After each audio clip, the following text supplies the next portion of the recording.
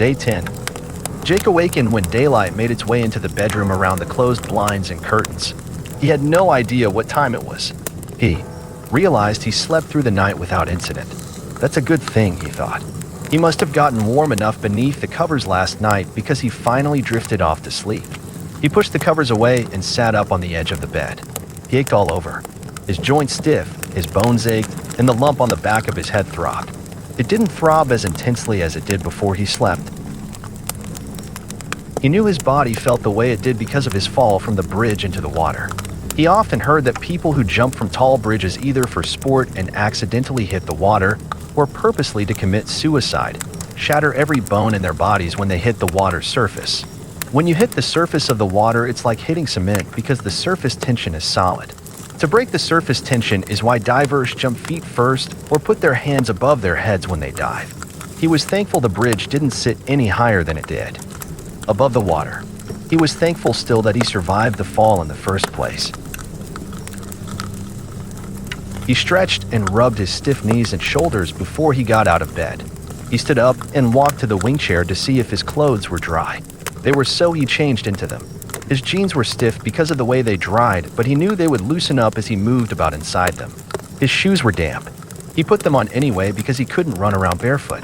He walked to the bedroom door and pressed his left ear against it. He listened for any sign that a Bigfoot might be inside the house. He listened off and on for about 5 minutes. He didn't hear anything. He unlocked the bedroom door and opened it cautiously. He looked up and down the hallway. Nothing. He walked into the hallway and closed the bedroom door behind him. He walked to the kitchen at the back of the house. He looked for something he could use to pry the padlock off the door of the tool shed. He thought, like most homes, there should be a junk or utility drawer inside the kitchen which contained tools like screwdrivers, a tape measure, a hammer, and the like. The kitchen cabinets lay in ruin after they were torn away from the walls. Jake knew he would need to scan the floor to find what he looked for. He sat the cabinets upright so he could sort through their spilled contents. He threw the broken pieces into a pile in the far corner of the kitchen on the opposite side of the overturned refrigerator. He found a hammer when he righted the fourth cabinet. This was the tool he desired. He walked to the back door and continued outside onto the porch. He looked in both directions before he stepped off the porch and walked to the front of the tool shed. The front of the shed has 2 doors. An inside wall divides it. The wall runs down its center from front to back. He thought to himself, I know the left side of the shed has an inflatable canoe and an old gas-powered, self-propelled lawnmower I used once or twice. I also know the right side of the shed contains a myriad of tools. At least it used to. I haven't been inside it for years. I'll start my search on the right side. He pried the hasp block off the right door with the claws of the hammer. He opened the door and walked inside. He looked around for anything he could use as a weapon. The first thing he noticed was a scythe that hung precariously from the open rafters along the right outside wall. He thought he would take it, but decided it was too big to carry around comfortably. He left it hang there. He moved to a wooden utility cabinet that stood on the left inside wall and opened it. It contained old cans of motor oil, various furniture polishes, and other household cleaning items. Between the cabinet and an old workbench which sat to the right of it, he discovered an axe that leaned against the right outside cabinet wall. He picked the axe up and felt along the edge of the blade. The edge of the blade was razor sharp. It was sharper than he expected. It must have been sharpened prior to being put away after its last use, he thought. This axe will be a lifesaver. He carried the axe back outside. There was nothing to hold the door closed since he pried the hasp block off. He noticed a cinder block sitting up against the outside wall of the shed between its 2 doors. He picked it up and placed it against the bottom of the open door to hold it shut. He picked the axe back up and made his way around to the back of the shed where he scanned the bottom and looked up to the cabin on the hillside.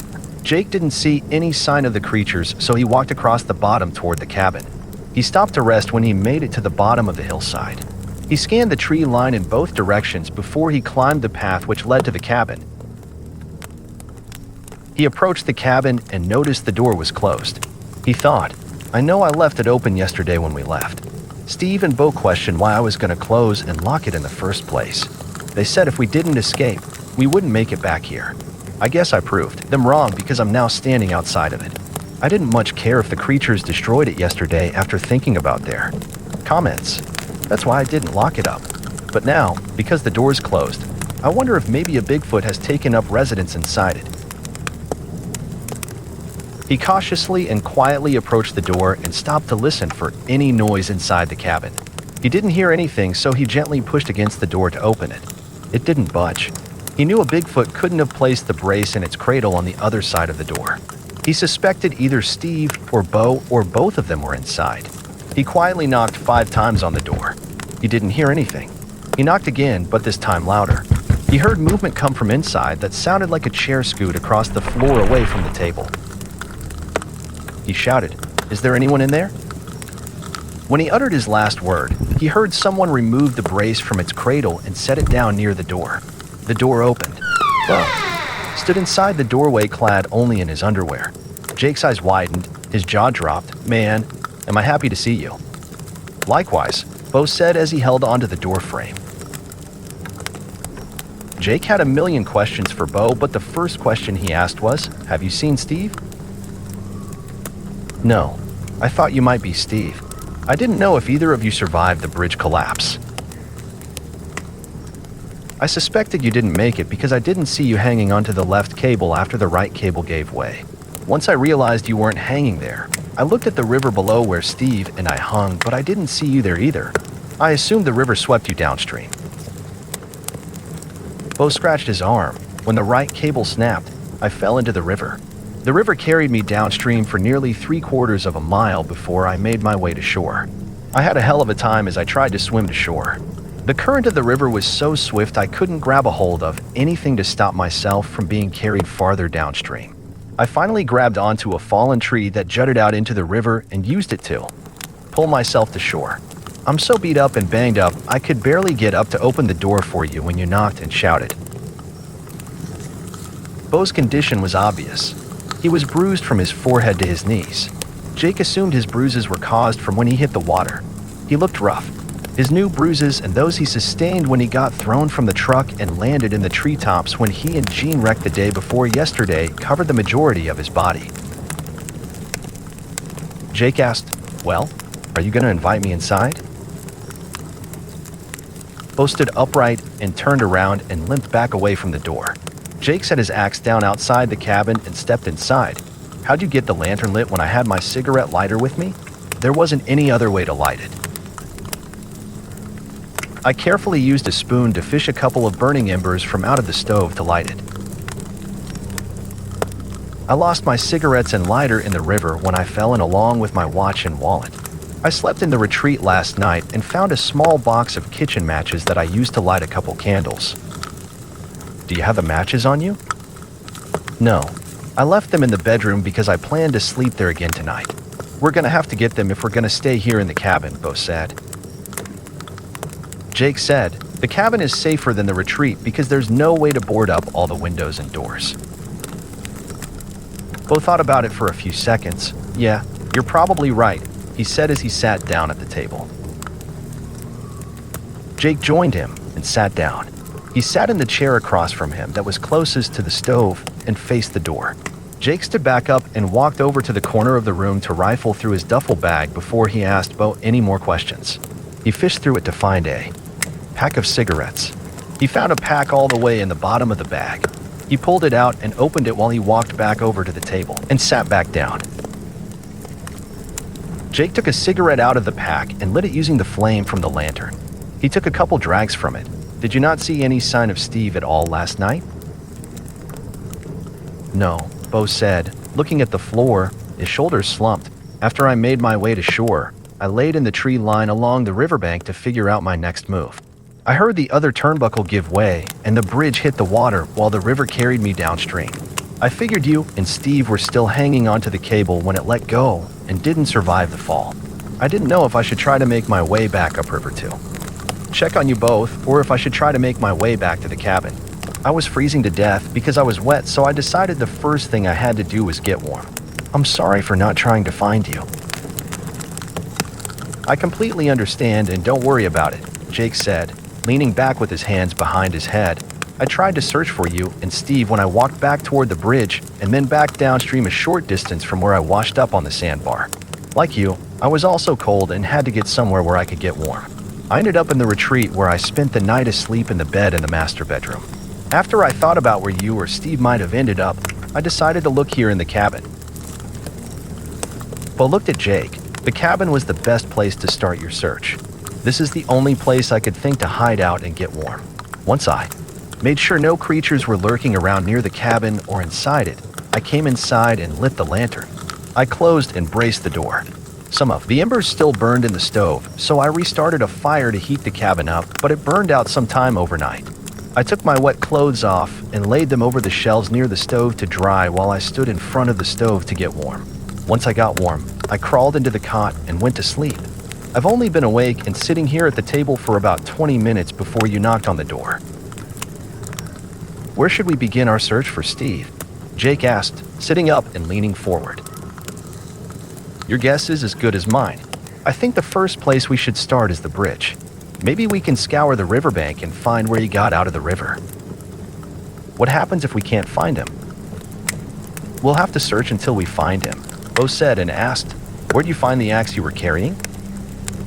I pried the lock off the tool shed at the retreat and found it inside. I also found a scythe, but it'd be too big and heavy to carry around. I imagine it would be. Do you think you'll be able to help me search for Steve given the condition you're in? I hurt all over, but I'm not gonna let that stop me, Bo said. When do you want to get started?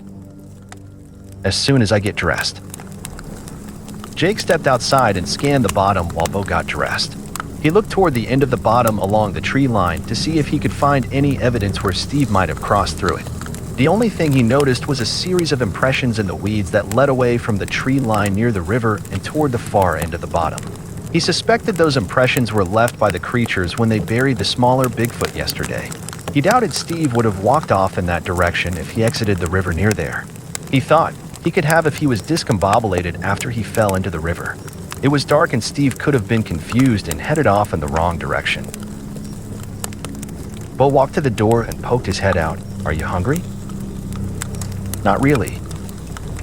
I ate some soup last night when I got back to the cabin. I can wait until we head back this way after we search for Steve, Jake said. Bo picked up the other axe they had left in the cabin last night and stepped outside. Do you still have your keys?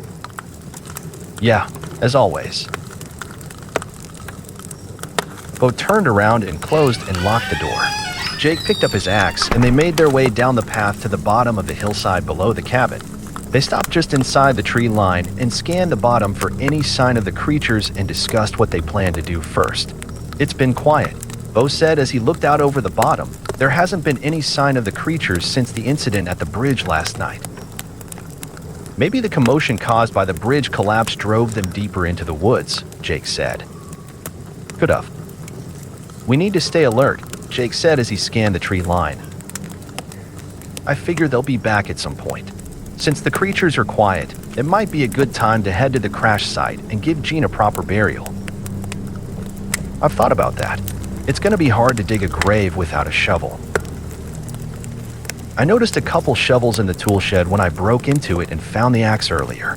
There is also a couple shovels in my grandfather's old tool shed. Bo glanced toward the ground, his voice soft. If you'll help me, maybe we can go bury Gene now and get that out of the way. Come on, I'll get us each a shovel from my grandpa's shed on the way to the crash site, Jake said while he looked toward the farm, his voice solemn. They walked across the bottom to the road. They turned left and walked to the car gate that sat at the entrance to Jake's grandparents' property. They walked to the tool shed and Jake unlocked and opened the door and walked inside it to get the shovels. Bo poked his head inside and looked at Jake's grandfather's old crosscut timber saws and the other antique lumberjack equipment that hung from the rafters and on the walls. I bet each of those antique tools can tell quite a story. I also bet they're worth a lot of money. Yeah, I imagine so. I've always wanted to take one of Grandpa's old crosscut saws and have a scene of the farm painted on it and then hang it over the fireplace at home. That'd be cool. Just don't have the artist paint any creatures in the scene. That'd definitely ruin it, Bo said and chuckled. Jake snickered and said, Don't worry about that. I just want to remember the farm the way it used to be minus the Bigfoot. I might have the artist include Grandpa's old horse Barney in the scene, though. They talked back and forth through the doorway while Jake searched around for a couple of shovels. He found two that leaned against the wall in the back corner of the shed. He picked the shovels up and stepped back outside. He closed the tool shed but didn't lock it. He planned to put the shovels back inside once they had buried Gene. They made their way through the yard that surrounds the house and through the barnyard toward the crash site. Bo saw the remains of Gene's body when they approached the site. This is gonna be tough. I know, but we'll get through it, Jake said as he glanced at Bo. Look for a place close to the crash site where you'd like to bury Gene. Bo picked out a place underneath a tall holly tree. The tree had beautiful green and white variegated leaves and was loaded with red holly berries. The place Bo chose for the gravesite was perfect. The tree stood about 75 yards to the left of the crash site. We should dig the hole before we move Gene's body given the condition it's in, Jake said. That's a good idea. They dug a 2 feet wide by 6 feet long grave under the front of the holly tree. They dug the hole to a depth of nearly 4 feet. This should be deep enough, Bo said as he looked at the bottom of the grave. Jake looked at the bottom of the grave. We should dig it a little deeper so nothing can't dig him back up. They dug down another foot and dropped their shovels next to the grave site and walked back over to the wreck. When they got close to the demolished pickup, Jake could smell the scent of burnt hair and flesh emanate from it. He knew Bo smelled it too because he started to gag. We're gonna have to do this as quickly and respectfully as possible, Jake said. Bo nodded as he pulled his T-shirt collar over his nose to stifle the stench. Jake did the same.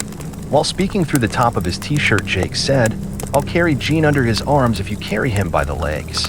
Bo nodded a couple times.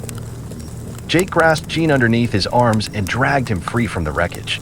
Bo grasped Gene by the ankles and they carried him to the freshly dug grave site and carefully lowered him to the bottom of the hole.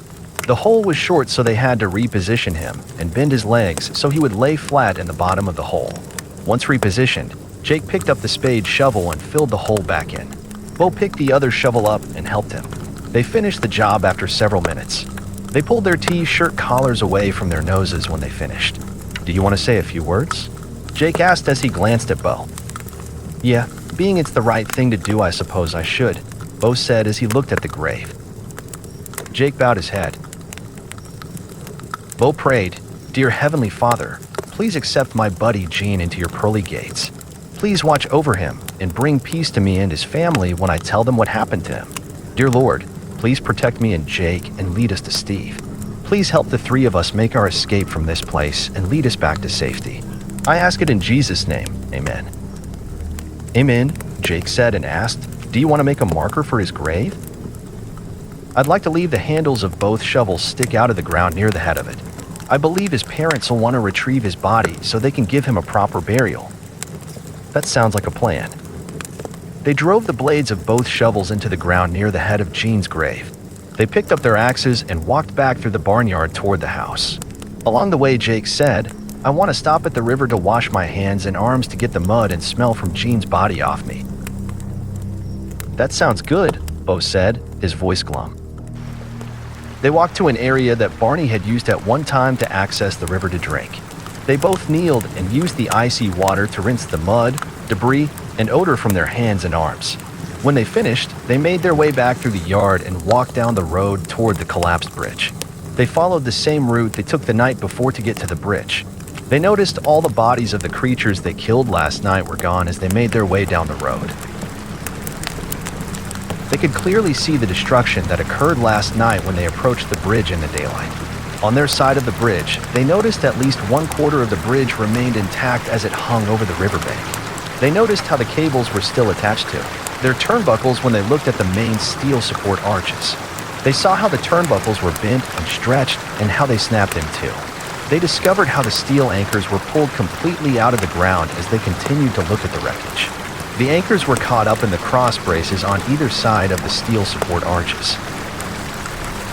Jake noticed how both ends of the steel cables were still snagged on the large rocks on both sides of the river while he and Bo looked at the river below them. He noticed how several of the wooden planks still floated behind the steel cables. As he continued to survey the scene, he He saw that many of the steel ties that fell into the river continued to stand upright, but not as many as he saw the night before.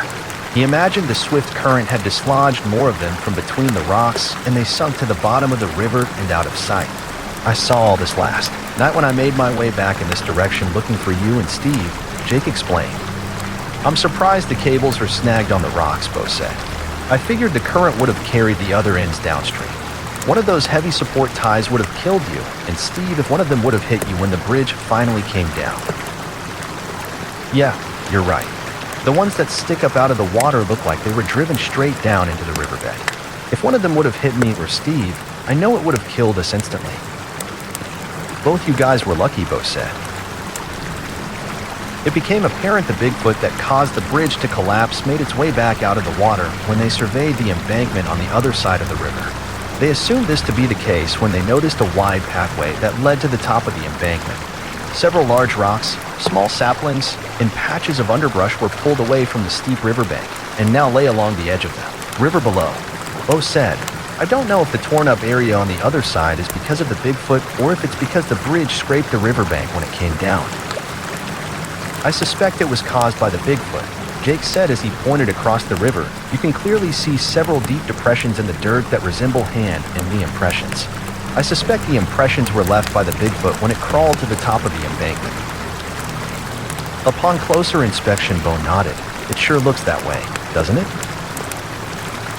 They turned around and looked at the area where Bo and Steve set two creatures on fire last night as the creatures approached through the bottom. They didn't see the creatures' charred remains where they thought they should be.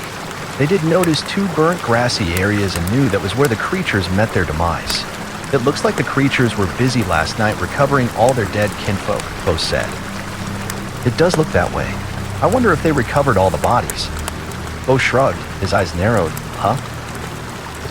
I also meant the one that ran toward the river to put his fire out, like you said last night. Bo glanced at Jake and smiled. More than likely, I don't know why they'd leave one behind, whether it's injured or dead. That's probably why they're so quiet today, Jake said. I assume all the creatures in the area know what went down last night. No pun intended. Maybe we have them running scared and they know if they mess with us, they'll get burned, Bo said and chuckled. We play with fire and they get burned. I don't care as long as they leave us alone, Jake said as he turned back around and scanned the top of the riverbank across the river. He noticed his car was flipped over and now it lay on its roof. The back end of his car was driven downward into the sand. Both back tires were shredded and torn apart but still remained on their rims. The overgrown brush which stands to the left of the bridge's steel support arch blocked his view from the front end of his car. He couldn't determine if the front end met its demise like the back end had because of that. When Jake saw the havoc to his car, it confirmed his suspicion about the Bigfoot surviving the bridge collapse and making its way back out of the water. He figured it was probably so pissed off it took its frustration out on his poor Grand AM. He pointed the destruction out his car had endured to Bo. We don't have to worry about getting across the river to my car anymore. Bo looked at Jake's car and whistled and shook his head. I can't imagine the strength it would take to shred the tires, let alone flip the car over onto its roof. I can't either. We're certainly stuck here now. After Bo stopped staring in disbelief and Jake in despair at his demolished car, they made their way down over the riverbank and followed the edge of the river downstream. They scanned along the edges of both sides of the river and looked for any indication of where Steve crawled out of the water. They continued toward the sandbar where Jake washed up last night. They only saw the impressions left by the creatures and those Jake and Steve made in the sand when they fished from the sandbar a few days ago. They continued on across the sandbar and kept going when they didn't discover anything new. They never found anything to indicate Steve made it out of the water. Jake started to lose hope and suspected Steve had been knocked unconscious and had more than likely drowned. He also suspected Steve's lifeless body floated way off downstream to a place where they couldn't get to it. Jake voiced his suspicions to Bo, and Bo raised his eyebrows, turned around, and began to walk back upstream. I hope not. We've traveled for more than 2 miles downstream. There are plenty of low-hanging branches and trees that jut out over the river that would have snagged his body. I suspect he probably made it out closer to the bridge. I suggest we head back upstream and make our way back to the cabin. We can pick up where we left off either later today or begin again tomorrow. You're right, Jake said. I need to get back to the cabin to eat something and rest for a little while. I'm really hungry and the lump on the back of my head's beginning to throb harder. They made their way back to the sandbar while they discussed what could have happened to Steve. Neither one of them had any ideas at that point. Bo tilted his head and listened as he looked through the trees. It sure has been quiet today. We haven't heard any whistles, tree knocks, or howls from the creatures. Maybe the reason we're not hearing anything is because it's being drowned out by the din of the river. You've got a good point, Bo said. Off the top of Jake's head, his eyes widened and he shouted, "Maybe the Bigfoot got a hold of Steve." Bo shot Jake a sideways glance. His eyes narrowed. How do you figure that? Maybe Steve lay unconscious along the riverbank on this side of the river and the Bigfoot grabbed him. Or maybe Steve made it across the river and sat along the riverbank to catch his breath and get his bearings. Maybe the Bigfoot that caused the bridge to collapse grabbed him and carried him off somewhere. Either way, makes sense. That's plausible, Bo said. If that's the case, where would we even start to look? Jake asked. Remember when you killed the smaller Bigfoot the other day and the larger one carried its body off toward the end of the bottom? Yeah.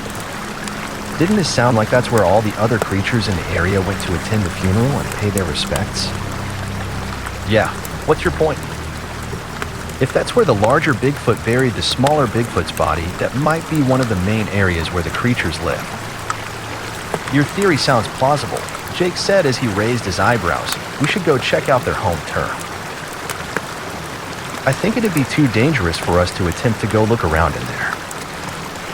We at least have to try. We have to see if Steve is there regardless, Jake said as he drew his brows together, his voice serious. Bo crossed his arms. We'll have to work out some type of plan to get in and out of there safely if we're gonna go look around in there for Steve, his mouth set in a hard line. Jake nodded. Let's go back to the cabin to work out a plan while we eat some lunch. Now that sounds like a plan, Bo said and then smiled. They climbed the riverbank behind the sandbar and walked across the open bottom. Along the way, Jake said, I want to go back inside the house to get the candles, matches, a couple blankets, and both pairs of sweatpants and sweatshirts I found last night on our way back to the cabin. I'll wait on you. They made their way to the back of the house and Jake went inside to get the items he mentioned.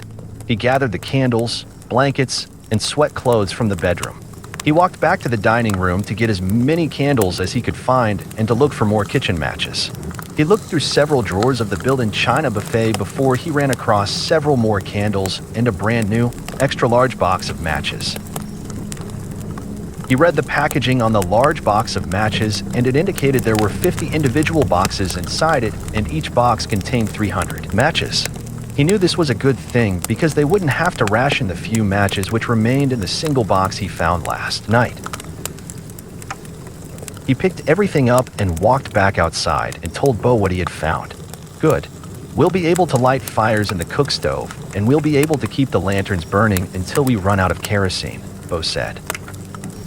Yeah, Jake said, his chin up and chest out. Don't forget about the 2 flashlights at the cabin. There should also be 3 sets of new batteries in my duffel bag for them. I didn't see any flashlights in the cabin last night. I put them both in my duffel bag before we left. I thought I'd take my duffel bag with me last night when we tried to make our escape, but I left it behind. I didn't want it to slow me down. Great. At least we'll be good for a little while. They walked by the tool shed and on their way by it, Bo said, I want to grab the scythe to keep as an extra weapon, just in case. The cinder block's the only thing keeping the door closed. Bo used his foot to push the cinder block aside, and then he opened the door and walked inside the tool shed and looked around. He shouted, I found about 5 gallons of kerosene sitting against the back wall. We should be good for quite some time. He walked back outside the shed as he carried the can of kerosene along with the scythe. Jake pushed the cinder block back into place to hold the door closed before they walked to the back of the tool shed. They stopped behind the shed and scanned the bottom to make sure their walk to the cabin wouldn't be interrupted by the creatures. They didn't see anything, so they made their way back to the cabin. Jake had his keys in hand by the time they reached the door. He unlocked and, opened the door, and they stepped inside. Bo set the can of kerosene down between the woodpile and shelves and set his axe down in front of the shelves. He laid the scythe on top of the woodpile. Jake leaned his axe against the wall just inside the door and threw the blankets and sweat clothes on his cot. He set the package of matches and the candles on the shelves near what remained of their canned food. He was extremely thirsty and suspected Bo was as well. "I'm gonna take the buckets up to the spring to fetch some water. I'll come with you and stand guard while you fill them," Bo said. Jake picked up the empty buckets while Bo picked up the scythe, and they stepped out of the cabin and made their way up the trail to the spring. It was evident the creatures had been at the spring recently. Their footprints were still fresh in the mud around the pipe from which the water flowed. Jake quickly rinsed the buckets out and filled them with water while Bo stood guard. They didn't see or hear anything, so they made their way back down the trail to the cabin. Jake carried the buckets inside and filled 2 glasses with water before he set them on the floor between the stove and cabin wall. He put a dinner plate over the top of each bucket to protect the water from dirt and insects. He sat down at the table and lit up a cigarette. Bo sat down at the table across from him. Instead of starting a fire to heat something up, "I'm gonna eat a cold can of soup," Jake said and asked, "Do you want to join me?" "No, I'll wait until later to eat." Jake finished his cigarette and stood up and put the butt into the wood chamber of the stove and walked over to the shelves and picked up one of the 2 remaining cans of soup. He walked back over to the table and sat down. He opened the can of soup and began to eat it. "Because it seems the majority of the creatures sleep throughout the day, we should check out their home turf while the sun is up," Bo said, and asked, "What do you think?" "It's a good idea not only because the creatures could be asleep, but because it would make it easier for us to find any clues that could lead us to Steve. Do you want to go check it out when you're finished, or do you want to wait and check it out tomorrow?" "I'll be ready when I'm done. The longer we wait, the harder it'll be to find any clues." "Yeah, I agree. That would make it harder. When we leave, I'll carry the scythe and the axe. You can carry the other axe." "I'm not going anywhere without some sort of weapon," Jake said as he hurriedly finished his soup and drank his glass of water. "I'm ready if you are." "You didn't have to rush." Bo picked up the scythe and axe while Jake picked up the other axe, and they stepped outside. Jake checked to make sure his keys were in his pocket before he shut and locked the cabin door. They made their way down the hillside using their well-worn path. They stopped just inside the tree line next to the bottom. "We should stay within the tree line and follow it around to the far end of the bottom to where we think the creature's home turf is and enter the woods from there," Jake said. "That's a good idea. If we stay hidden among the trees, the creatures won't see us coming." They made their way through the tree line to the lower end of the bottom. They stayed alert and watched for any sign of the creatures, but didn't notice anything except for an occasional footprint. The footprints they found varied in size from small to extra large. The largest print measured 20 inches long by almost 9 inches wide across the ball of the foot. "The bigfoot that left this print is one huge mother," Bo said. "Brother, you're not kidding. I wouldn't want to tangle with it." "Me neither." They made their way to where a wide path had been made through the tree line and led deeper into the woods. The wide path was obviously a well-traveled game trail. The tree canopy was exceptionally thick in this area, and it didn't let much sunlight shine through. They moved onto the trail and followed it farther back into the woods. They noticed where tree branches had been crisscrossed and were fashioned into X formations. They saw how the thicker ends of the branches were placed high up in the forks of the trees, while the thinner ends of the branches were driven several feet into the ground. Upon closer examination of one of the formations, Bo said, "This must be the way the creatures mark their territory." Jake stared wide-eyed at the structures and didn't say anything. They continued on and saw several bowed trees that had been intentionally arched across the trail. The tops of some of the bowed trees were pulled down across the trail and locked into the forks of a neighboring tree several yards away. Other bowed trees were anchored in place on the opposite side of the trail by large dead logs that were placed on top of them. The trunks of all the bowed trees were still rooted in the ground. "Why would the creatures do this?" Jake asked. "Your guess is as good as mine," Bo said. "I've never seen anything like it." They walked on down the trail and noticed where several trees that measured anywhere from between 3 to 5 inches in diameter had been uprooted or had simply been broken completely off. Some of them were stacked together here and there to outline both sides of the trail. In addition to the trees that outlined the trail, they also noticed how several of the same diameter trees were twisted in two at an approximate height of 8 to 10 feet above the ground. The tops of these trees either hung from their twisted area or lay on the ground at the base of the tree. Many of the tree breaks were new because the tree's leaves were still green. They continued on down the trail and noticed how much brighter the sun was as it shined through the trees in this area. The trees thinned out as they reached the end of the trail because the trail stopped at a grassy meadow. They paused before they entered the meadow and scanned the perimeter of it for any sign of the creatures. They didn't see anything, so they walked out into it. The first thing Jake noticed was a huge mound of dirt piled up in the center of the meadow. He also noticed a large rock formation on the other side of it near the opposite tree line. He noticed how large the meadow was as he looked toward the rock formation. He estimated the size of the meadow to be approximately 300 square yards. He pointed to the mound. "We must be in the right place because that looks like a fresh grave site." "Yeah, you're right. It does look like a grave." They walked closer to the mound to get a better look at it. The mound was 9 feet long by 5 feet wide and at least 2 to 2.5 feet thick. They noticed two small rock formations at either end of the huge mound of fresh dirt. The rock formations were made from stacked river rocks. The rocks measured from 1 to 1.5 feet in length. "Are those grave markers?" Jake asked. "I'm not sure, but they look like some kind of markers and are being used for something." In the center of the mound lay a small bunch of daffodils. Jake said, "Surely someone wouldn't bury a body back here on private property." "I doubt that it's human due to the size of the mound. I want to dig down through the dirt and see exactly what's buried here," Bo said. "Go ahead," Jake said. "I'm going to walk over to that large rock formation and look for clues." "Okay, I'll join you when I get done." Jake watched as Bo laid the scythe down, climbed to the middle of the grave, and dug down through the dirt with his axe handle. He didn't want to see what Bo might uncover, so he turned around and walked across the meadow to the rock formation to look for clues that might lead to Steve. He noticed the ground that surrounded the formation was nothing more than bare soil. No grass or weeds grew within 6 to 7 feet all the way around the rocks. He thought, "This is odd because the rock formation still sits within the boundaries of the meadow. It stands at least 200 feet from the nearest tree line." He looked for footprints in the dirt around the rocks and discovered several various sizes of the creature's footprints. "We're definitely in Bigfoot territory," he thought. He noticed a set of sneaker tracks at the far end of the formation as he continued to look around the rocks.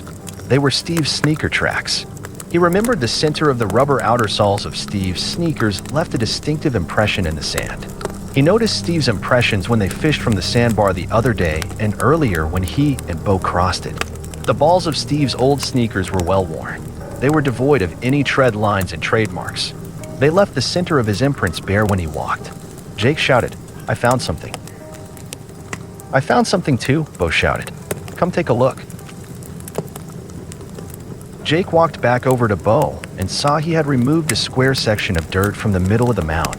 He dug through the dirt to a depth of about 1.5 feet. He pointed to an area of blood-encrusted light brown hair that he had uncovered. The area of the exposed Bigfoot was the same area where Jake plunged the pitchfork into its abdomen. Bo's discovery proved to be the burial site of the Bigfoot Jake killed yesterday. Jake asked, "Do you think any other creatures are buried in this area?" "I don't see any other mounds," Bo said as he looked around. As Jake looked around the area and didn't notice any other mounds either, why do you suppose the Bigfoot buried this lone one here? Maybe that's how they bury their dead. Think about it. I doubt they bury their dead in multiples in a cemetery like we do. Why not? The creatures can't think logically like we can. They're more animal-like. Yeah, I guess that makes sense. That would make it too easy for investigators to find their remains.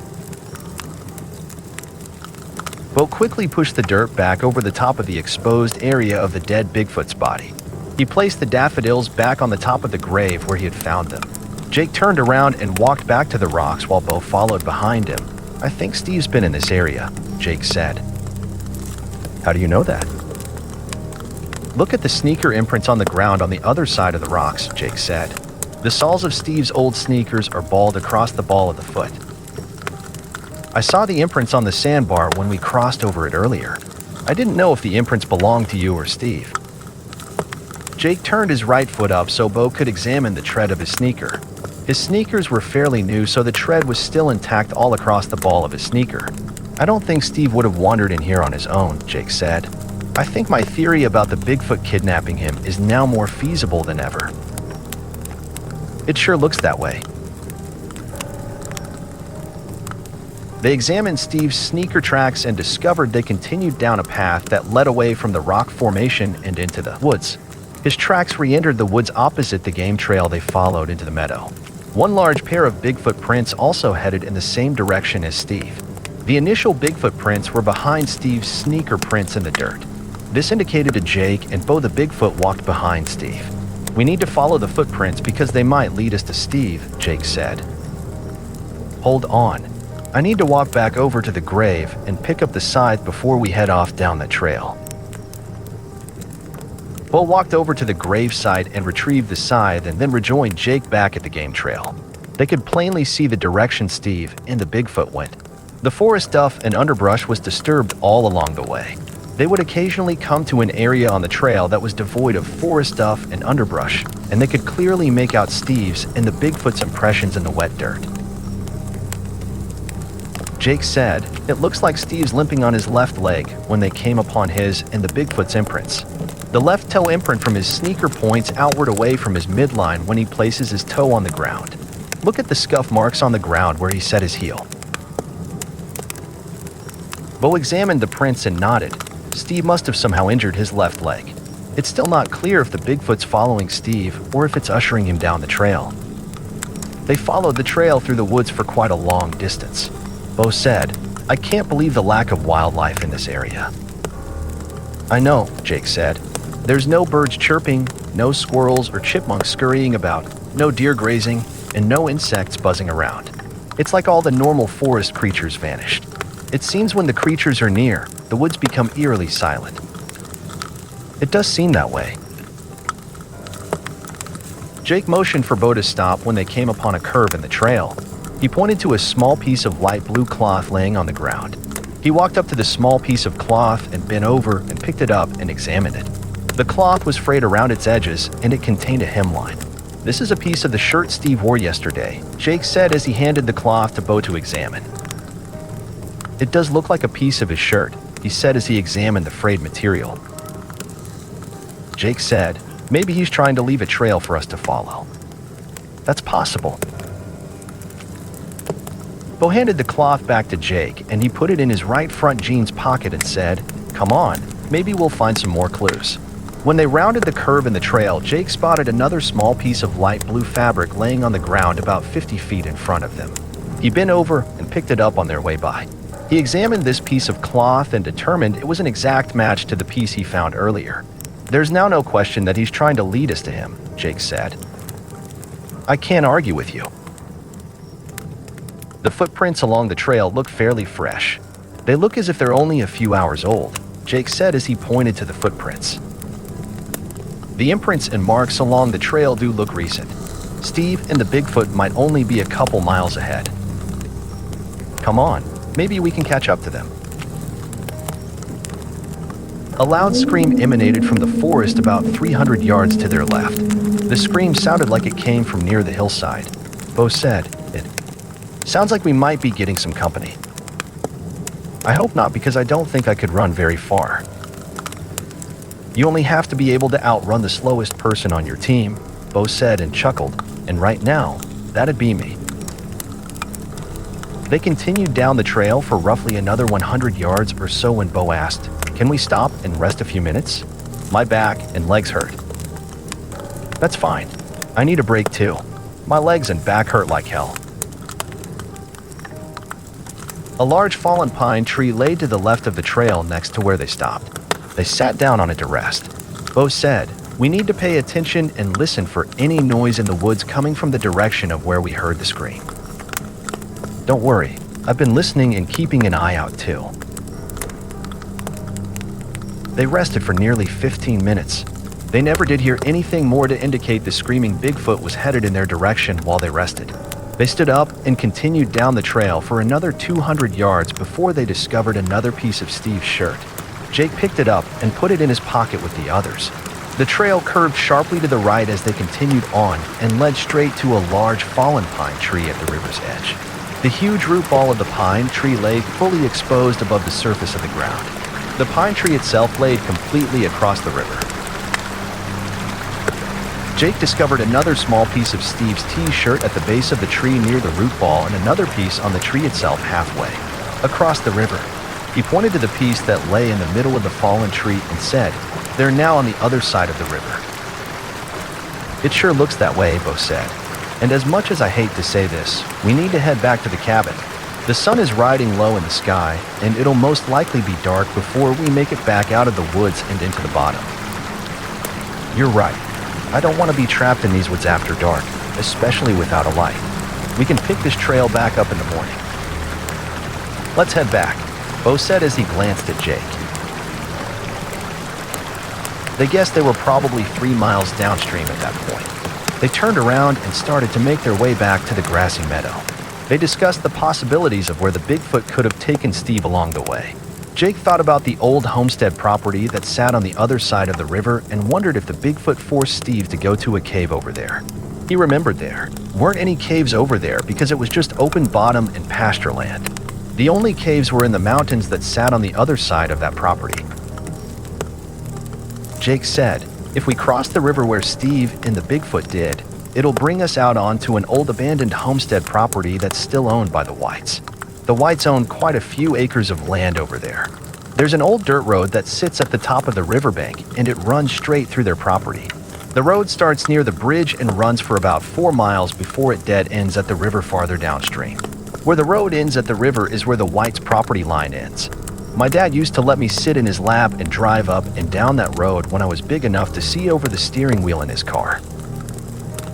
Gene and I traveled down that old road one time just to see where it went," Bo said as he looked into the distance, his voice soft.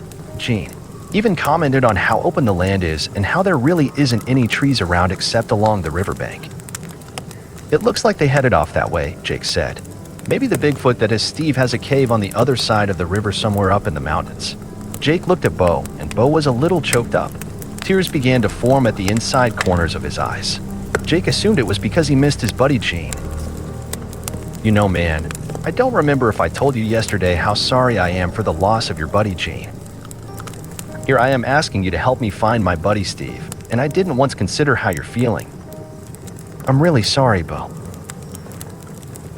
Bo really choked up and started to cry. Jake could certainly understand why. He hasn't had a chance to even think much about his friend Gene given the circumstances, let alone grieve for him. Jake walked over to Bo and put his arm around his shoulders to console him. Bo spun around to face Jake, and he wrapped his arms around him. Bo laid his head on Jake's left shoulder and cried even harder. Jake patted him on the back several times in an effort to calm him down. "Things will get better," Jake said. "It'll take a long time to get over something like this, but time will eventually help ease your pain." Bo continued to sob with his head laying on Jake's shoulder for another 10 minutes before he broke their embrace. He backed away from Jake and used his shirt tails to wipe his nose and the tears from his eyes. To change the subject, Jake said, "There's some old caves on the mountain across the river. My dad showed me one of them. It sits along the outside dirt road that runs between the Whites' property and the mountain itself. My dad said it's supposed to be haunted and he called it Jailhouse Rock." "Jailhouse Rock?" "Yeah," Jake said. "The rock looks like an old one-story house with a pitch roof. It juts out of the side of the mountain and there's a cave underneath it. Me and my dad didn't actually explore the inside of the cave. My dad did when he was younger, and he told me it had several pairs of shackles anchored into the cave walls. He said people were held captive in there sometime in the past. I don't remember him telling me who the people or their captors were." Bo seemed to have regained control over his emotions because he was livelier and seemed more cheerful. Jake glanced at him. "Are you feeling a little better?" "Yeah," Bo said, his eyes glossy and bloodshot. They continued down the trail and made it back to the meadow where the gravesite was located. On their way by the grave, they noticed the daffodils were gone. Bo said, "I want to stop and see if a Bigfoot wandered off with the flowers or if something else did." He looked at the loose dirt that was piled on top of the dead Bigfoot and didn't notice any type of animal tracks. He did notice a large imprint adjacent to the gravesite that wasn't there earlier. He pointed the track out to Jake. "This footprint tells me a Bigfoot took the flowers." "Maybe the Bigfoot we heard howl earlier came here to visit the grave," Jake said. "Could be. The track is a couple feet away from the grave itself, so something tall must have bent over and reached down and picked him up." They continued across the meadow and entered the woods just this side of the lower end of the bottom. It was getting dark. Jake said, "We should be able to make it back to the cabin before complete nightfall." "The bottom's just ahead," Bo said.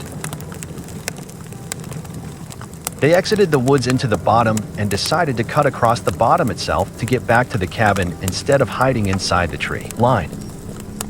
They never heard or saw any more signs from the creatures. Jake had his key in hand when they reached the cabin door. He unlocked it, opened it, and they stepped inside. Bo set the scythe and axe down just inside the doorway and leaned them against the wall. Jake set his axe down near the woodpile beneath the window. "Will you start a fire in the cook stove?" Jake asked and said, "We're gonna have beans and rice for dinner. There's hardly anything left because we dumped out most of the food we had in order to make the kerosene bombs last night. We're gonna have to raid Grandma's cellar again to stock up on more food." "I hear you," Bo said. "I know there's not much left. I sure hope there's more of her sausage and sausage gravy left in the cellar." Bo got the fire going in the stove and then sat down at the table. Jake lit the lantern that sat on the table and then measured out rice and water into a small saucepan. He remembered it was double the amount of water to the amount of rice when you cook real rice instead of instant. He set the pan on the stove to boil and then opened a jar of his grandma's canned brown beans. Jake called them brown beans, but they were actually called cranberry beans. The beans looked and tasted like pinto beans, except they were a little larger and a little darker in color. He emptied the jar of beans into another saucepan and set it on the stove to heat next to the rice. Bo got up from the table and walked over to the shelves and picked up a couple of plates and forks. He walked back to the table and placed them on either side of it. He filled the glasses they used earlier with fresh water and set them down on the table next to their plates and sat back down. Jake sat down at the table across from Bo and lit up a cigarette while he waited for the food to cook. Bo asked, "What are yours and Steve's stories?" "What do you mean?" Jake asked, his brows furrowed and eyes narrowed. "Where are you guys originally from? What do you do for work? Do you have girlfriends? That kind of thing." Jake got up to stir the rice and beans and to move the pans away from the direct heat to the middle of the stove so they would simmer and not burn up. He sat back down at the table and told Bo his background. "I graduated from high school a year ago, and now I work full-time in a doctor's office billing his patients' insurance." "That sounds hard," Bo said. His eyes narrowed and nose crinkled. "Do you get paid a lot for doing that kind of work?" "Yeah, the pay's not bad, but the hours are long," Jake said as he crossed his arms and frowned. "I work nearly 50 hours a week. I'm planning to go to college in the near future. I'm a self-taught piano and keyboard player, and Steve's a self-taught guitarist. We both play music together. We play in our band called Link. We play several different venues." "What genre of music?" "We play everything from country to pop to hard rock and everything in between." "Who's your favorite band?" Jake smiled. "My greatest influence as a keyboard player is Nick Rhodes from Duran Duran," Jake said as he tapped his index fingers on the edge of the table. "I especially like his and the band's style. They're funky. Their song The Reflex is my all-time favorite song, and it's what got me started playing keyboards in the first place. I wanted to learn how to play that song." "Yeah, they're cool," Bo said. "I like some of their stuff." "Anyway," Jake said, "I don't have a girlfriend because I'm too busy with work and music to try to find one.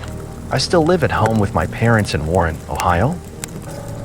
"I know about Cleveland. I've been there a couple times as a kid. Where's Warren?" While glancing up and to the left, Jake explained, "Warren's in the northeast part of the state. It's roughly 50 miles southeast of Cleveland and roughly 20 miles northwest of Youngstown, his hand on his chin. I've heard of Youngstown. Warren's not as big as Cleveland or Youngstown.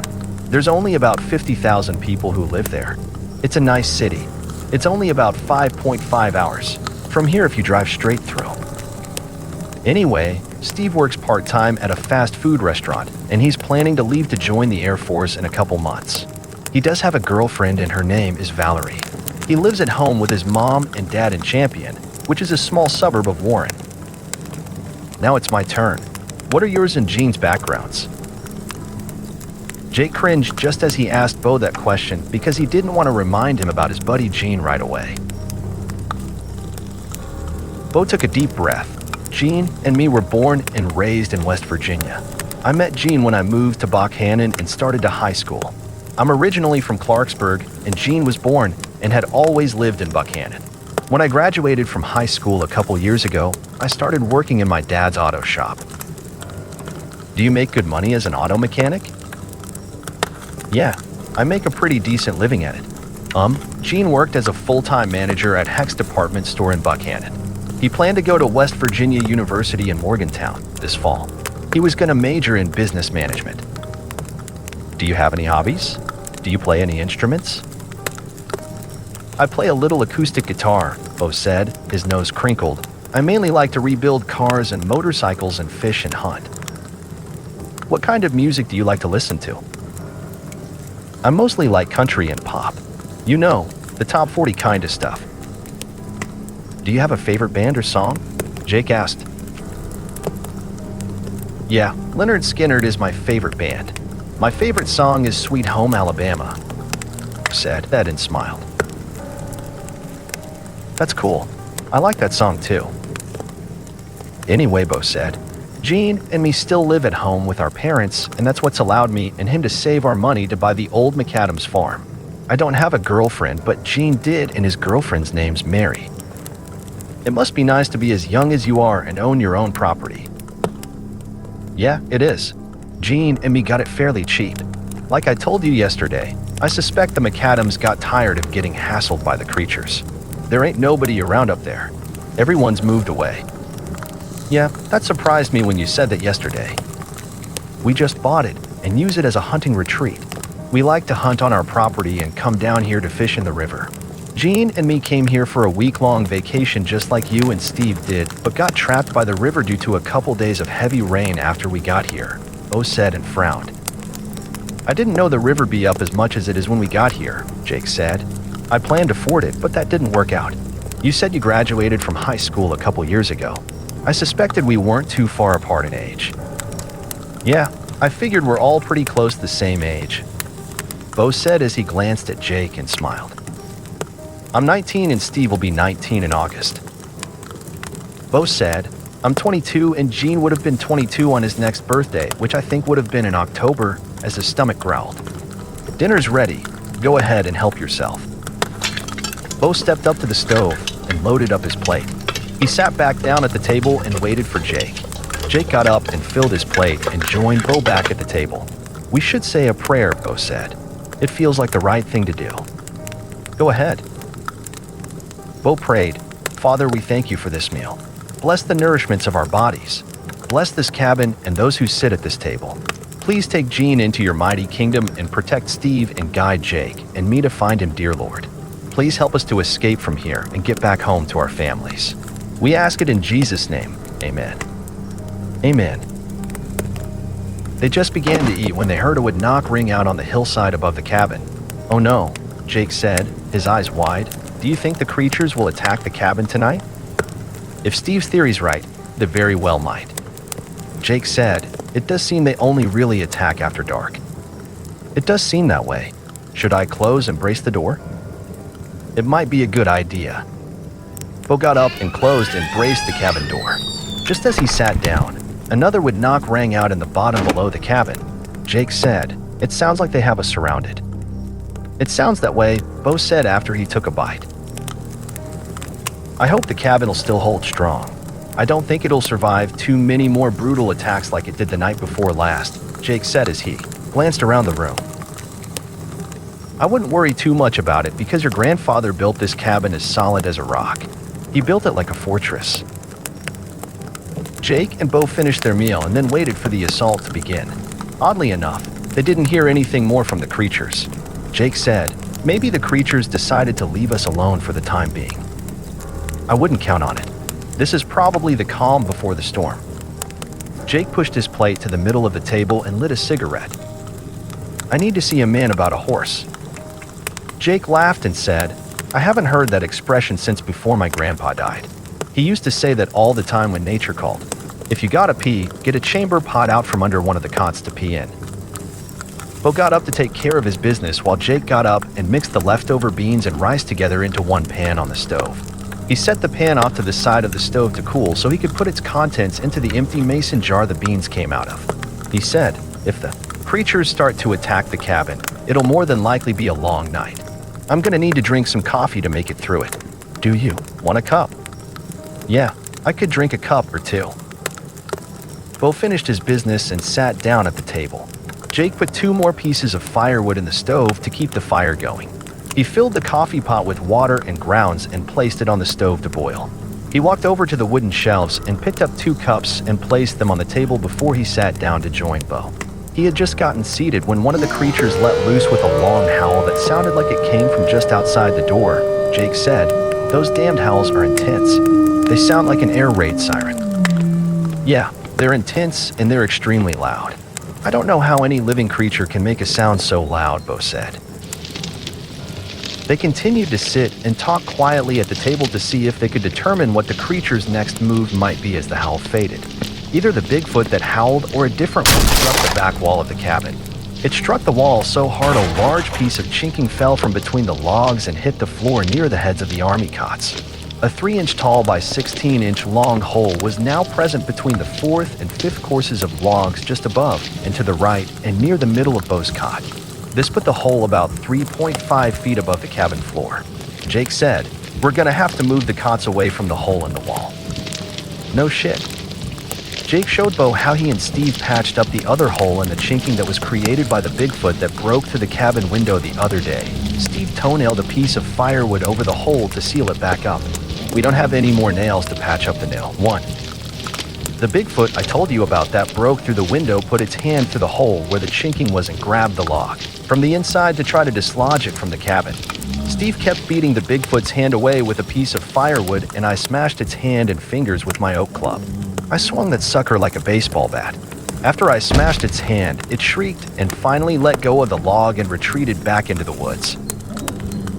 Bo got up from the table and repositioned the cots on the other wall away from the hole in the chinking. He sat back down at the table and both of them kept an eye on the hole to make sure a Bigfoot didn't attempt to do what the other one did a few days earlier. Bo said, so far, so good. The coffee started to boil, so Jake poured them both a cupful. While they sat at the table and drank their coffee and listened to the creatures outside, the noise abruptly stopped. The silence was deafening. Bo whispered, this ain't a good sign. Jake nodded and his eyes widened. They sat and waited for something major to happen. It never came. It sounded like the creatures gave up and retreated back into the woods. Jake said, that's odd. I wonder why they quit attacking the cabin so suddenly? Maybe they finally realized they can't get into the cabin and gave up, Bo said as he tilted his head to listen. Don't count on it. They'll probably come back in the middle of the night while we're asleep. They continued to sit at the table and drink their coffee while they discussed how they would pick the trail back up in the morning to try to find Steve. You're right about the side being too heavy and awkward to carry around to use as a weapon. Tomorrow, I'll just carry the axe, Bo said as he rubbed his right shoulder. The axe is the only weapon I plan to carry. Maybe we can make some more kerosene bombs. I don't know if that's such a good idea. We should conserve the kerosene.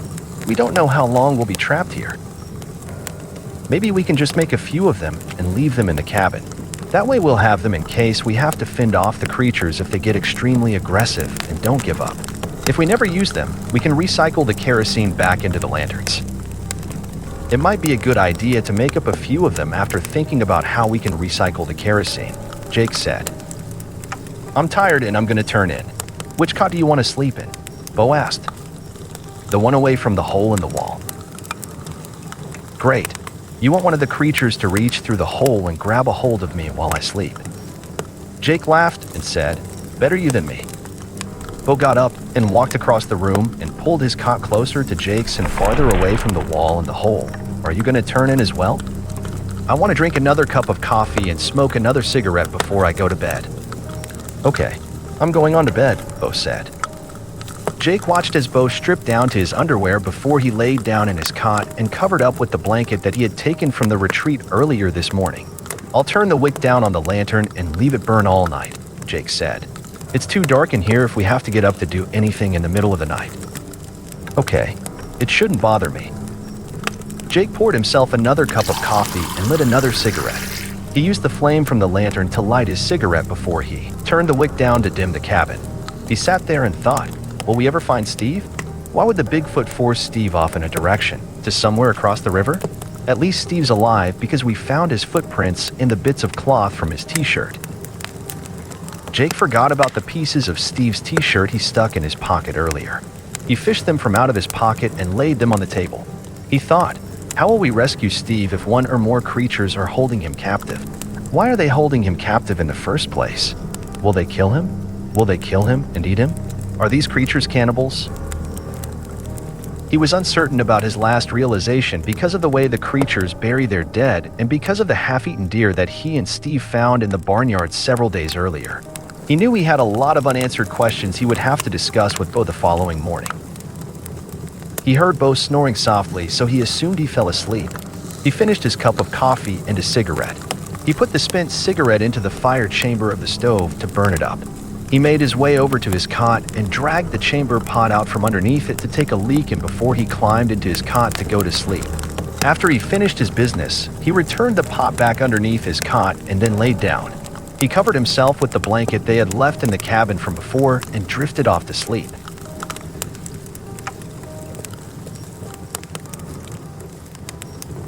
Please tune in next week as we continue on with the next installment of A Journey Through Hell and Back. For those who cannot wait, this title is available on Amazon.com. A link to the book is available in the description below the video. Please remember to like and subscribe so you won't miss out on the continuing saga.